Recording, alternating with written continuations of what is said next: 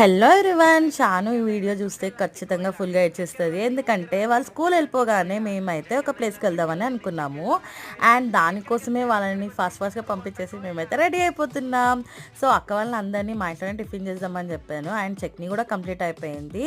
So ఇప్పుడైతే ఒక recipe చేస్తున్నాను. ఇదైతే ఎవరికి నచ్చదు, చాలా బోరింగ్ రెసిపీ. అదే ఉప్మా, బట్ నాకు ఫేవరెట్. నేనైతే చాలా తినేదాన్ని అప్పట్లో, బట్ ఇప్పుడు చాలా తగ్గించేసాను.